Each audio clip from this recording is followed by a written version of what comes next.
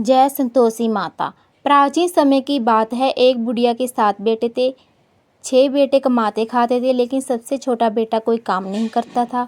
घर के बाकी लोग उसे ताने देते थे और उसकी पत्नी को भी बहुत कष्ट देते थे। एक दिन छोटा बेटा काम की तलाश में घर छोड़कर चला गया। उसकी पत्नी घर में बहुत दुख सहती रही। उससे भर पेट खाना भी नहीं मिलता था और हर कोई उसे ताने देता था। एक दिन वह स्त्री बहुत दुखी होकर बाहर बैठी थी। तभी उसने कुछ महिलाओं को संतोषी माता का व्रत करते हुए देखा। उसने उनसे पूछा, ये किसका व्रत है? महिलाओं ने बताया, ये संतोषी माता का व्रत है। जो भी श्रद्धा से ये व्रत करता है उसकी सभी मनोकामनाएं पूरी होती है। उन्होंने व्रत की विधि बताई। हर शुक्रवार व्रत रखना, संतोषी माता की पूजा करना, गुड़ और चने का भोग लगाना और सबसे ज़रूरी बात, खट्टा बिल्कुल नहीं खाना। उस सत्य ने सच्चे मन से व्रत शुरू कर दिया। धीरे धीरे उसके जीवन में बदलाव आने लगा।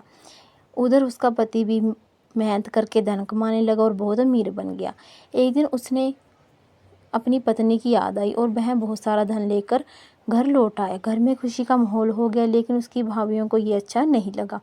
उन्हें उस स्त्री को व्रत तोड़ने के लिए चाल चली। जब व्रत का उद्यापन आया तो उसने बच्चों को भोजन कराया। भाभियों ने बच्चों को खटाई खाने के लिए पैसे दे दिए। बच्चों ने खट्टा खा लिया, जिससे व्रत का नियम टूट गया। इससे संतोषी माता नाराज हो गई। कुछ समय बाद फिर से घर में परेशानियां आने लगी और उसका पति भी संकट में पड़ गया।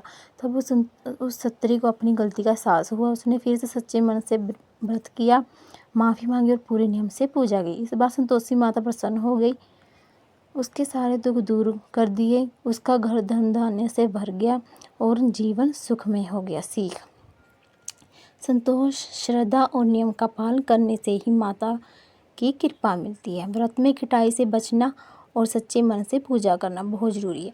जय संतोषी माता। अगर आपको मेरी व्रत कथा अच्छी लगे तो प्लीज़ मेरे चैनल को सब्सक्राइब करना ना भूलें। लाइक भी कीजिए।